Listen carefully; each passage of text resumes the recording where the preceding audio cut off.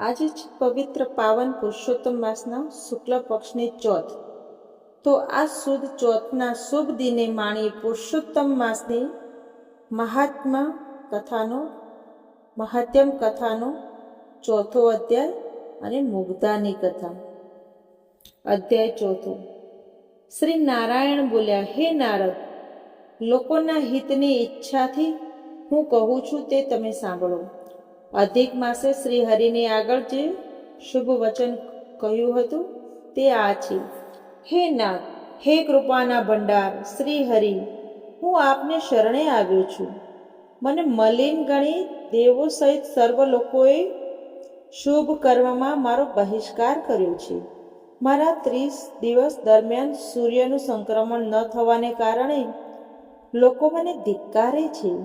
સર્વથી તિરસ્કૃત થયેલો હું દુર્ભાગી છું, નિરાધાર છું. મારો કોઈ સ્વામી નથી, માટે આપ મારું રક્ષણ કરો. દુશાસનથી દ્રૌપદીનું યમુનાના ઝેરી પાણીથી ગોવાળો તથા પશુનું અને ઝુંડના મોઢામાંથી ગજેન્દ્રનું આપે જેમ રક્ષણ કર્યું હતું તેમ આજે આપના શરણે આવેલા મારું આપ કેમ રક્ષણ કરતા નથી? કેમ મને દુઃખ રહિત કરતા નથી? લક્ષ્મીપતિને એમ વિનંતી કરીને સ્વામી રહિત એ મળમાસ બોલતો બંધ થયો અને આંસુ સારતો પરમેશ્વરની આગળ ઊભો રહ્યો. ત્યારે મળમાસને શ્રીહરિ વિષ્ણુએ આ પ્રમાણે કહ્યું, હે વત્સ, તું અતિશય દુઃખમાં કેમ ડૂબી ગયો છે? તારા મનમાં એવું કયું મોટું દુઃખ છે? શોક ન કર, હું તારો ઉદ્ધાર કરીશ. જેને મહાદુઃખ હોય તે પણ મારી પાસે આવીને શોક કરતો નથી. આ વૈકુંઠ શોક તથા વૃદ્ધાવસ્થાથી રહિત, આનંદયુક્ત તથા મૃત્યુ રહિત છે. છતાં આવા વૈકુંઠ ધામમાં આવી તું દુઃખી કેમ થાય છે? હે વત્સ, તું મરવા કેમ ઈચ્છે છે તે હમણાં જ મને કહે. અધિક માસ બોલ્યો, હે ભગવાન, આપનાથી કાંઈક અજાણ્યું નથી, કેમ કે આકાશની પેઠે આખા વિશ્વમાં આપ વ્યાપી રહ્યા છો. સર્વવ્યાપી છતાં નિર્વિકાર અને સર્વ છો. આપ મુજ અભાગીનું દુઃખ નથી જાણતા. આપ બધું જાણો છો, છતાં મારું દુઃખ તમને કહું છું. આવું દુઃખ આપે સાંભળ્યું નહીં હોય અને જોયું પણ નહીં હોય. ક્ષણ, લવ, મુહૂર્ત, પખવાડિયા, મહિના, દિવસો તથા રાત્રિઓ બધા પોતપોતાના સ્વામીઓના અધિકારને લીધે સદા નિર્ભય તથા આનંદિત રહે છે. મારું તો કોઈ નામ નથી, મારો કોઈ સ્વામી નથી અને મારો કોઈ આશ્રય નથી. એ કારણે દેવતાઓ સહિત સર્વ લોકોએ મને સારા કામમાંથી દૂર કર્યો છે. મળમાસ કોઈ સત્કર્મોમાં મારો નિષેધ કરાયો છે. આમ દરેક મારું અપમાન કરે છે. તેથી હંમેશા જેમ ખાડામાં પડ્યો રહેતો આંધળો માણસ મરવા ઈચ્છે છે, તેમાં હું પણ મરવા ઈચ્છું છું. મને જીવનનો ઉત્સાહ રહ્યો નથી. પોતાના જ બંધુ બાંધવોના તિરસ્કાર સહન કરી દિનહીન હાલતમાં જીવવું તેના કરતાં મરી જવું વધારે સારું છે. બસ હે મહારાજ, આથી વધારે કાંઈ પણ મારે કહેવું બાકી રહેતું નથી. આપ પારકું દુઃખ સહન કરતા નથી અને પારકા ઉપર ઉપકાર કરવો એ આપને પ્રિય છે. એવા આપ મનાયા છો. વળી વેદોમાં તથા પુરાણોમાં આપ પુરુષોત્તમ તરીકે પ્રસિદ્ધિ પામ્યા છો. તો પોતાનો ધર્મ વિચારી આપને શરણે આવેલા મુજ પર દયા કરો. મારા કષ્ટોનું નિવારણ કરો. કોઈ મારો તિરસ્કાર ના કરે. મારા સમયમાં શુભ કાર્યો થાય. મને મારો પણ કોઈ અધિષ્ઠાતા થાય તેવી કૃપા કરો. હે દયાળુ, મને આ મરણતુલ્ય કષ્ટથી ઉગારો. હે કરુણાનિદાન, મેં મારી વિપદા તમને જણાવી. હવે આપને જે ગમે તે કરો. હું પામર છું, આપ મહાન છો. હવે વારંવાર કહેવાનો અર્થ નથી. હું મરીશ, હવે હું મરીશ જ. એમ વારંવાર કહી એ મળમાસ બોલતો બંધ થયો. અને પછી, હે નારદ, લક્ષ્મીપતિ પ્રભુની સામે મૂર્છા પામી તેમના ચરણોમાં ઢળી પડ્યો. તેને મૂર્છા પામેલો જોઈ આખી સભા વિસ્મય પામી. અધિક માસ આમ વિરામ પામ્યો એટલે શ્રી વિષ્ણુ ભગવાન અતિશય કૃપાથી વ્યાપ્ત બની પૂનમના ચંદ્ર કિરણો જેવા શીતળ, શાંત અને મેઘના જેવા ગંભીર અવાજથી આવા સુંદર વચનો બોલ્યા. નૈમિષારણ્યમાં સર્વ મુનિઓને કથા સંભળાવતા સૂત પુરાણી બોલ્યા, હે મુનિ શ્રેષ્ઠો, સમગ્ર વેદશાસ્ત્રોની સમૃદ્ધિનું શ્રેષ્ઠ આશ્રય સ્થાન શ્રી નારાયણના મુખેથી પાપના સમુદાયરૂપ સમુદ્રનો નાશ કરવામાં વડવાનલ સરખું અને અતિશય શુદ્ધ એવું વચન સાંભળી નારદજીનું મન અતિશય હર્ષ પામ્યું. અને પછી, હે બ્રાહ્મણો, એ નારદ મુનિ આદિ પુરુષ શ્રી વિષ્ણુ ભગવાનના વચનો સાંભળવાની ઈચ્છાથી બોલ્યા. શ્રી બૃહન્નારદીય પુરાણના પુરુષોત્તમ મહાત્મનો મળમાસની પ્રભુ પ્રાર્થના નામનો ચોથો અધ્યાય સંપૂર્ણ. હવે પતિત પાવન પુરુષોત્તમ માસની કથાનું રસપાન કરી. મુગ્ધાની કથા. સુંદર અવંતી નગરીમાં વેદોનો પાર પામેલો વિષ્ણુપ્રિય નામે બ્રાહ્મણ રહેતો હતો. તે સર્વ કામોમાં કુશળ, શાંત, શ્રી હરિનું વ્રત કરવામાં મુખ્ય હતો. તેને ત્યાં 2 પુત્ર જન્મ્યા હતા. એકનું નામ દેવલ તથા બીજાનું નામ માધવા હતું. એક વખત કાળના યોગે તેઓના પિતા મરણ પામ્યા. તેથી તે બંને ચિંતાતુર થઈ પડ્યા.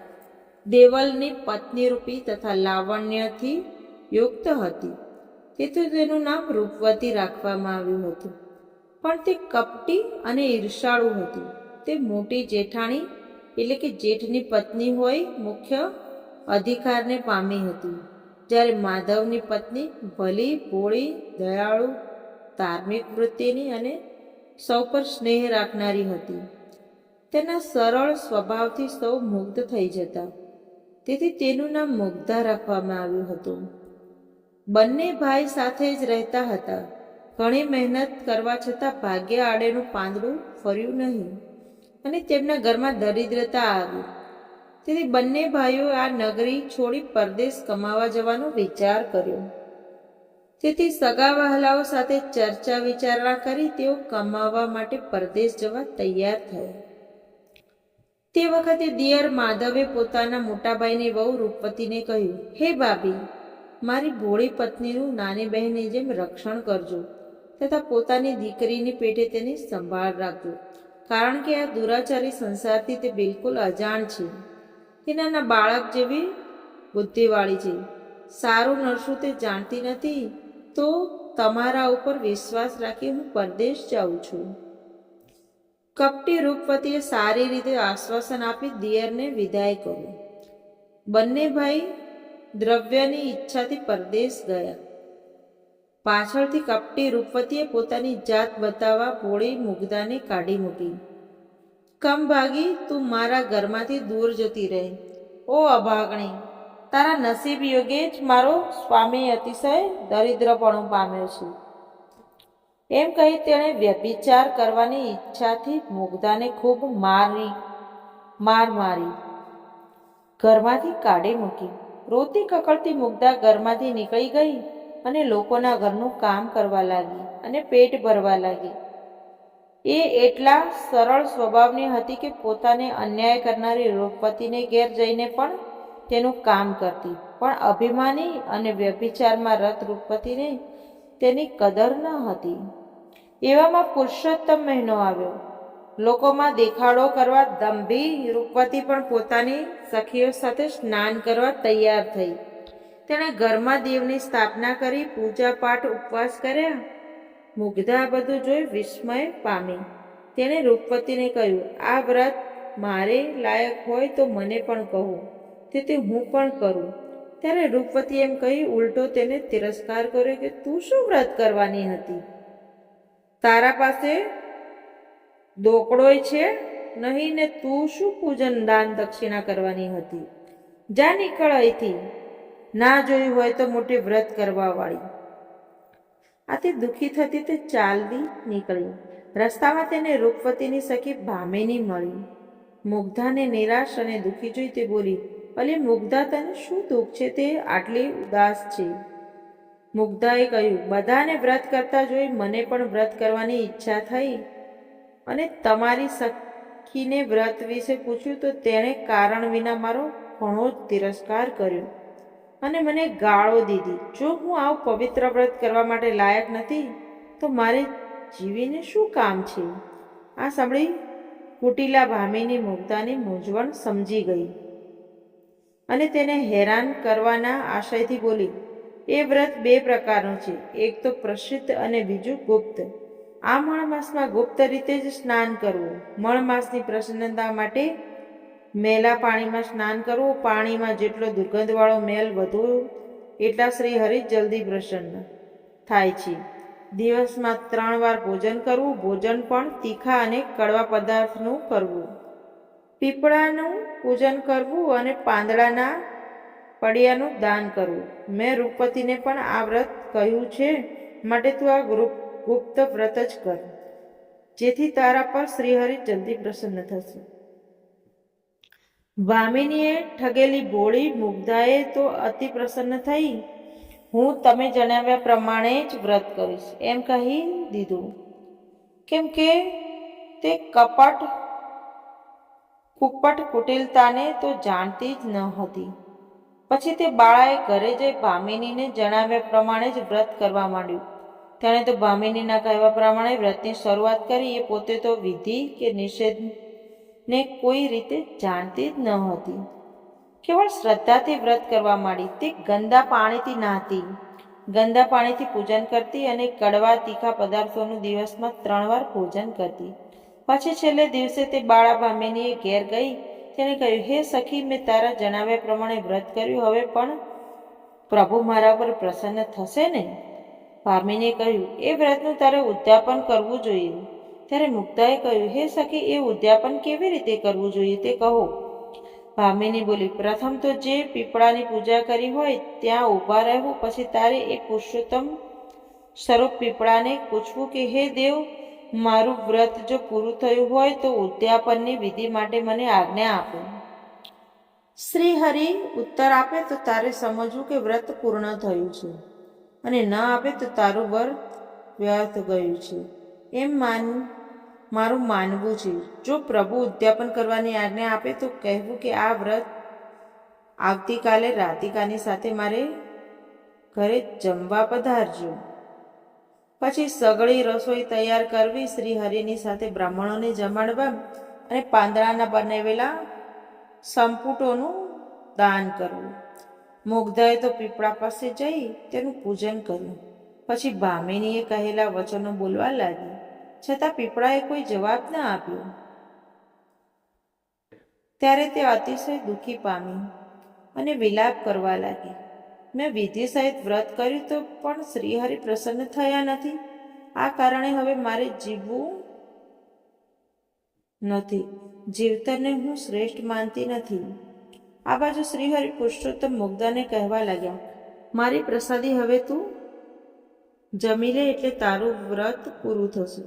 શ્રી પ્રભુના કહેવાથી મુગ્ધાએ પ્રભુ પ્રસાદીનું ભોજન કરતા જ તેનું થોડાપણ દૂર થઈ ગયું અને તેની બુદ્ધિ તેજવાન બની અને તેના ચહેરા ઉપર દિવ્ય તેજ પથરાઈ ગયું. તેણે સાક્ષાત લક્ષ્મીપતિ શ્રી પરમેશ્વરને ઓળખ્યા અને તેમના ચરણોમાં પડી હર્ષના આંસુથી ભીંજાતા ગદગદ સ્વરે તેમની સ્તુતિ કરવા માંડી. અતિશય ઘણા પાપોનો નાશ કરનારા આપના ચરણને નમન કરું છું. શુભ ઉત્તમ ભક્તિ તથા મુક્તિના દાતા લક્ષ્મીપતિના સ્વામી ભક્તો પર પરમ પ્રેમ વરસાવનારા કૃપાનું સ્થાન, ગુણોના ધામ અને જગતના પરમેશ્વરને પ્રણામ કરું છું. હે પ્રભુ, આપનું દિવ્ય રૂપ મને બતાવો. મુજ અભાગણીની આટલી ઈચ્છા પૂરી કરો. મુગ્ધાની આ સ્તુતિથી તે ક્ષણે શ્રી હરિએ ભુજાધારી, હાથમાં મુરલીવાળા વનમાળી સુશોભિત પ્રત્યક્ષ થયા. શ્રી હરિ બોલ્યા, હે મુગ્ધા, તે ભક્તિથી મારી આરાધના કરી છે, તેથી હું તારા પર ઘણો જ પ્રસન્ન થયો છું. તારી ભક્તિના બળે તારો પતિ પરદેશથી ઘણું જ કમાઈને આવશે. તારે હવે કદી દુઃખના દાડા જોવા નહીં પડે. તે જે ખાડામાં સ્નાન કર્યું છે તે ખાડો હવે મુગ્ધા સરોવર નામે પ્રખ્યાત થશે. જેમાં કોઈ પાપી પણ સ્નાન કરશે તો તેના પાપ બળી જશે અને તે મોક્ષને પામશે. અંતકાળે તારા ગોલોકમાં વાસ થશે. આમ કહી પ્રભુ અંતર્ધ્યાન થઈ ગયા. આમ ભોળી મુગ્ધા પુરુષોત્તમ પ્રભુની કૃપાથી સુખ શાંતિ પામી અને લાંબુ આયુષ્ય ભોગવી પતિ સાથે ગોલોકમાં વાસ પામી. અને અભિમાની રૂપવતી નિંદા કરવાથી નરકે ગઈ. હવે પ્રભુ પરમ કૃપા શ્રી કૃષ્ણ પુરુષોત્તમ ભગવાનનું સંકીર્તન કરવી. બોલો શ્રી પુરુષોત્તમ ભગવાનની જય.